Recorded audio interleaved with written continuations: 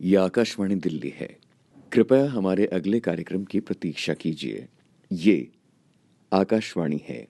प्रस्तुत है संत कबीर के कृतित्व के कुछ प्रमुख पहलुओं पर केंद्रित रूपक ढाई अक्षर प्रेम का आलेख। पंडित नरेंद्र शर्मा, सहायक निर्देशक रमेश पांडे। ढाई आखर प्रेम का पढ़े सो पंडित हो। ढाई आखर प्रेम का पढ़े सो पंडित हो। ढाई आखर प्रेम का पढ़े सो पंडित हो। पढ़े सो पंडित हो। ढाकर प्रेम का पढ़े सो पंडित हो। ढाई आखर पढ़े प्रेम का पढ़े सो पंडित पढ़े सो पंडित हो।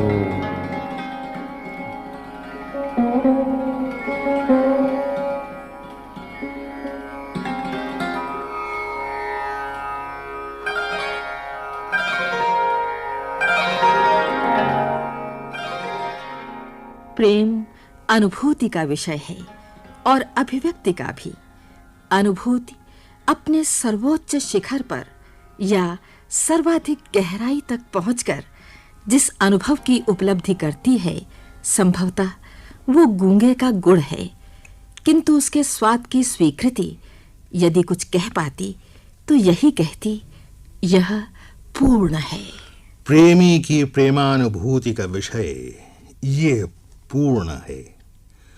अभिव्यक्ति में व्यापक बन जाता है, मानो केंद्रीय अनुभूति बिंदु ही व्यास और फिर वही वृत्त बनकर वृत्ताकार प्रसारित होता जाता है।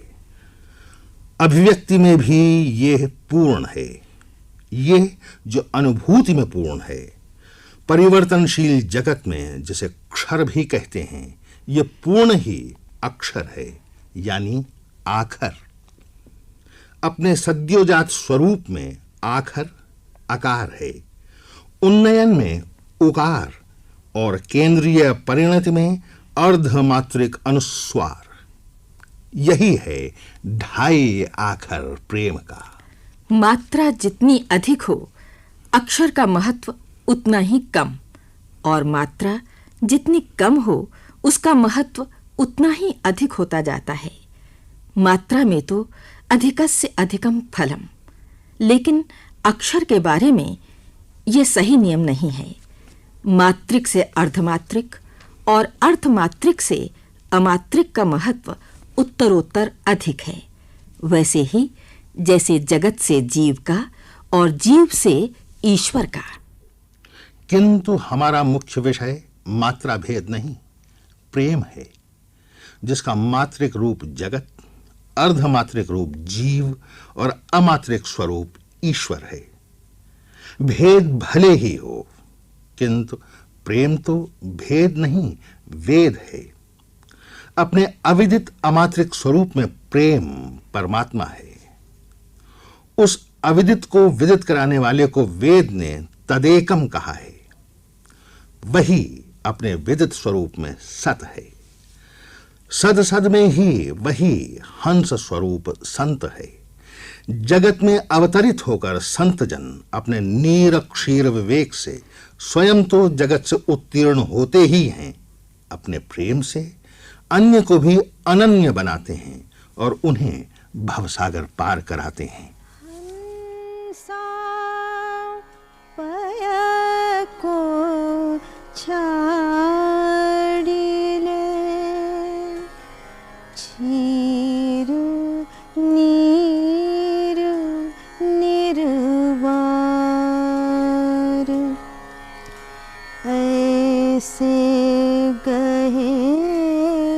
जो सार को सो जन उतरे पार। क्षीर रूप सत नाम है, नीर रूप व्यवहार। हंस रूप कोई साध है, तत्का छाननहार। बानी संत कबीर की है। संत कबीर के लगभग 100 वर्ष बाद अवतीर्ण होने वाले जगत से उत्तीर्ण गोस्वामी तुलसीदास भी संत हंस विषयक बानी का अनुमोदन करते हैं। जड़ चेतन गुण दोषमय, बिरच कीन्ह करतार। संत हंस गुण गहहि पय, परिहर वारी विकार।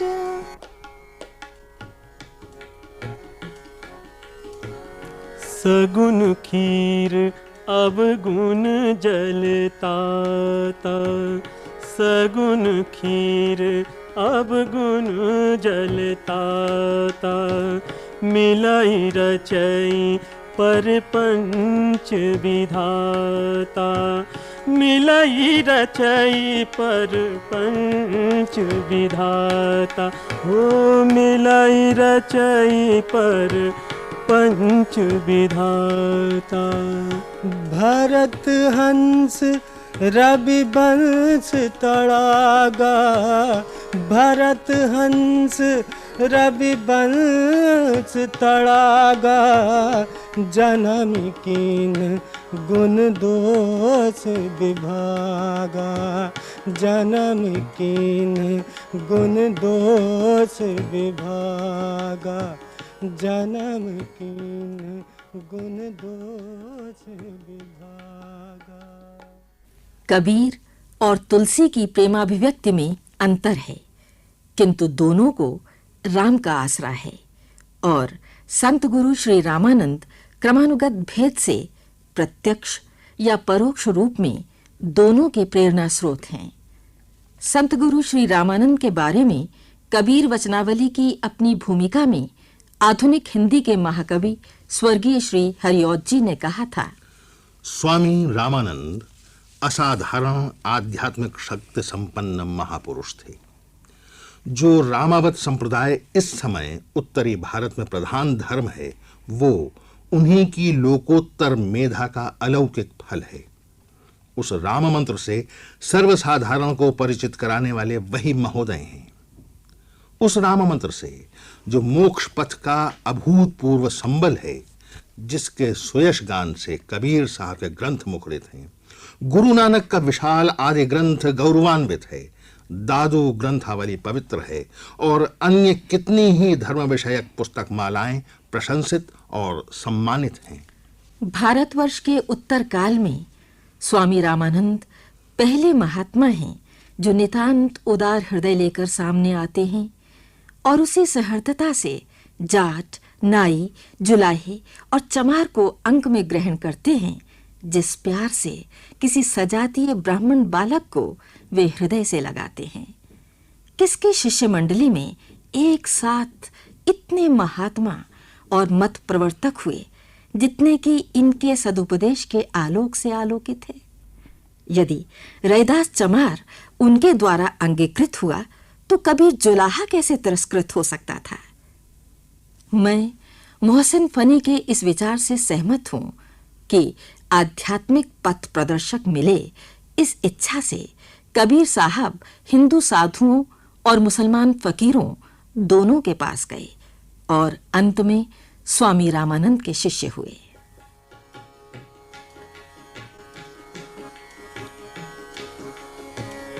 काशी में हम प्रगट भये हैं, काशी में हम प्रगट भये हैं, रामानंद चेताए, रामानंद चेताए। समरथ का परवाना लाए, समरथ का रे हो समरथ का परवाना लाए, समरथ का परवाना लाए, हंस उबारन आए, ओ हंस उबारन आए, हंस उबारन आए। हंस स्वरूपी संत कबीर समरथ का परवाना लाए थे। कौन थे उनके वो परम पूज्य समरथ? वही जिन्हें कालांतर में समर्थ गुरु रामदास ने रघुबीर समर्थ कहा, जिन्हें कालांतर मध्य में गोस्वामी तुलसीदास ने राम गोसाई कहा और स्वयं कबीर ने जिन्हें साहब कहा। साहेब सो सब होत है, बंदे ते कछु नाही, राई ते पर्वत करे, पर्वत राई माही।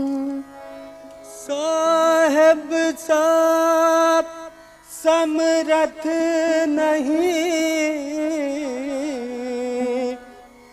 गरुआ गहिर गंभीर, गुण छोड़े गुण गहे, छिनक उतारे तीर।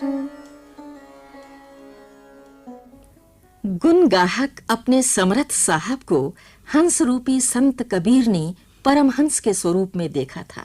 हंस परमहंस का ही परवाना लाया था। समान धर्मा जीवात्माओं को कबीर हंस कहकर ही संबोधित करते थे। जैसा उनका हृदय विशाल था, वैसा ही विशाल था उनका कार्यक्षेत्र, संपूर्ण जम्बू द्वीप। जम्बू द्वीप के सब तुम हंसा, गहिलो शब्द हमार, दास कबीरा अब की दीहल, निर्गुण के टकसार। जम्बू द्वीप भरतखंड से कहीं अधिक विशाल है, और जम्बू द्वीप से भी विशाल है वो आकाश जहां सब हंस परम हंस से मिलने के लिए प्रेमाकुल होकर पंख पसारते हैं। देहधारी हंस अर्थात संत साकार ढाई आकर प्रेम का है। हंस रूपी संत का धवल निर्मल पिंड आकार, प्राणवंत विक्षेप रहित उसकी उड़ान में उकार, और आत्मा से वो अनुस्वार है। वृहदाकार में यही ब्रह्मांड, विश्व प्राण और प्रज्ञान घन का अमृत बिंदु प्राज्ञ है, समष्टि बुद्धि का सक्रिय स्वरूप। प्राज्ञ ही समदर्शी सच्चा पंडित है, जो विद्या के मूल तत्व को हृदयंगम करता है, जो श्रुति के श्रवणीय और दर्शन के दर्शनीय पक्ष को जानता है। जगत की गति को भी वो जानता है और जीव के गंतव्य को भी।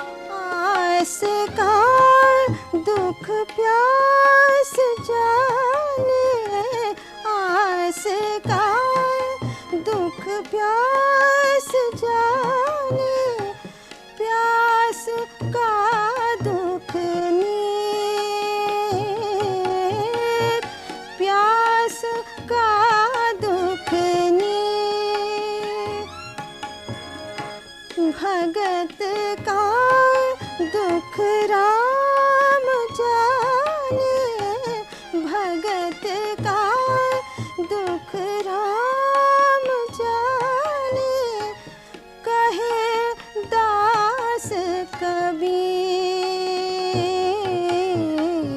नैन का दुख बैन जाने, बैन का दुख श्रवण,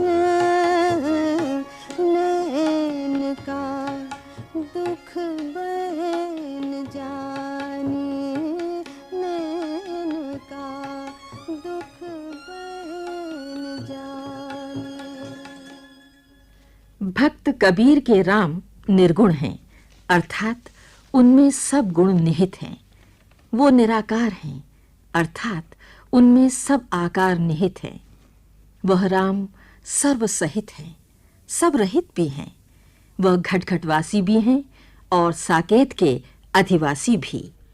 जाए जाहूत में खुद खाविंद जहां, वहीं मक्कान साकेत साजी, कहे कबीर हुआ भिष्ट दोजक थके, वेद किताब कहत काजी। तू कहता है पुस्तक लेखी, मैं कहता हूं आँखें देखी। कहने वाले कबीर का उद्देश्य अहले किताब काजी और पोथी पढ़ने वाले पंडित से तू मैं करना नहीं था, बल्कि किताब और पोथी का सार बताना था, जो प्रेम है। 2.5 अक्षर का शब्द, ओंकार या राम या रहीम या ब्रह्म, प्रेम। प्रेम अर्थात अमृतानुभव, जो अपनी अभिव्यक्ति में अनुभव का अमृत बनकर सर्वत्र वितरित होता है, विचार में, व्यवहार में और वाणी में।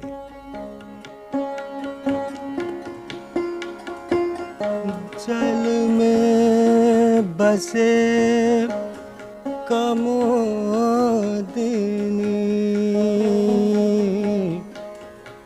चंदा बचे आकाश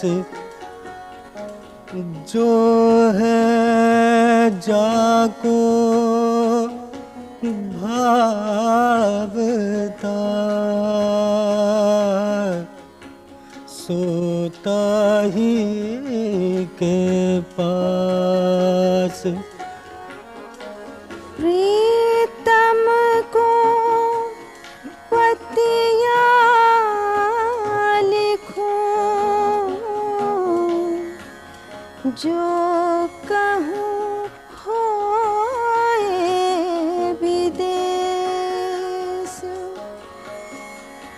तन में मन में नैन में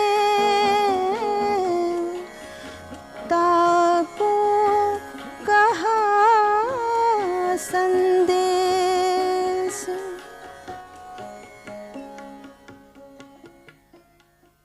जो तो को कांटा बुवे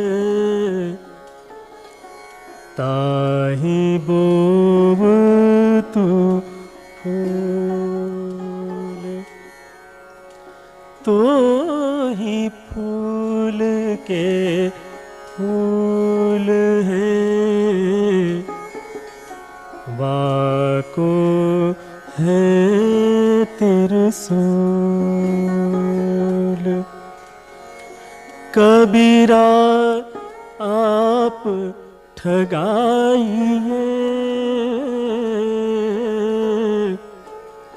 और न ठगिए को आप ठगा सुख होत है और ठगे दुख हो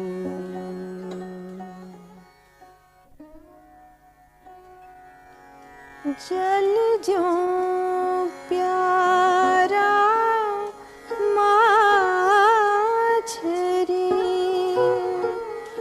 लोभी प्यारा दाम माता प्यारा बाल का भक्त प्यारा नाम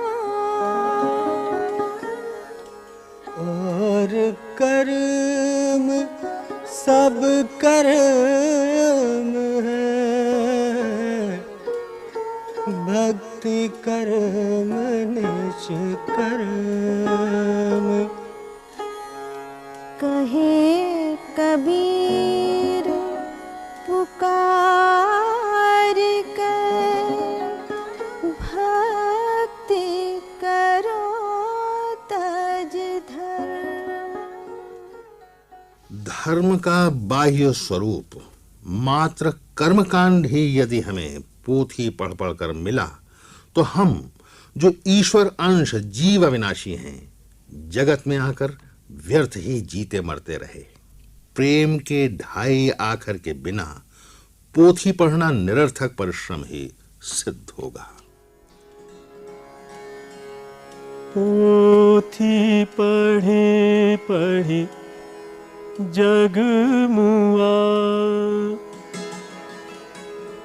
पंडित हुआ न कोई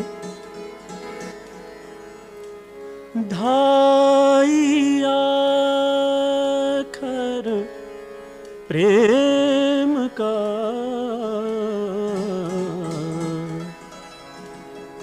पढ़े सो पंडित हो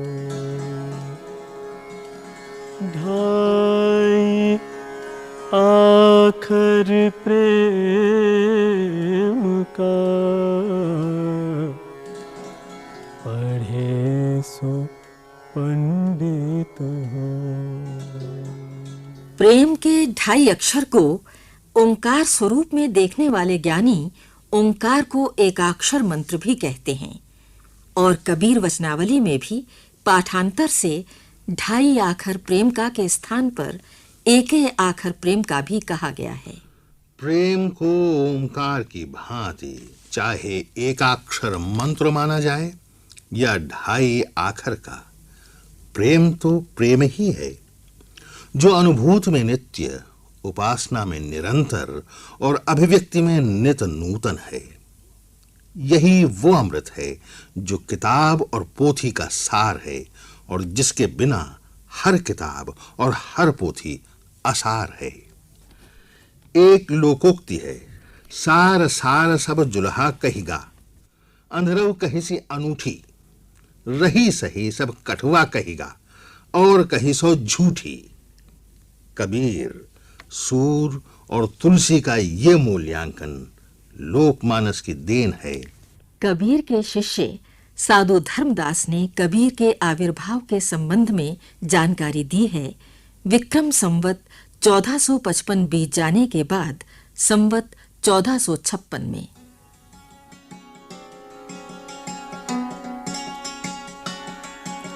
चौदह सौ 55 साल गए, चंद्रवार एक ठाट ठए। जेठ सुदी बरसायत की, जेठ सुदी बरसायत की, पूर्णमासी तिथि प्रगट भये, पूर्णमासी तिथि प्रगट भये। घन गरजे दामिनी दम के, बूंदे बरसे झर लाग गए। लहर तालाब में कमल खिले, तह कबीर भानु प्रगट भये। जेठ सुदी बरसायत कीरी, जेठ सुदी, जेठ सुदी बरसायत की, पूर्णमासी, पूर्णमासी तिथि प्रगट भये, पूर्णमासी तिथि प्रगट भये, पूर्णमासी तिथि प्रगट भये, पूर्णमासी तिथि प्रगट भये।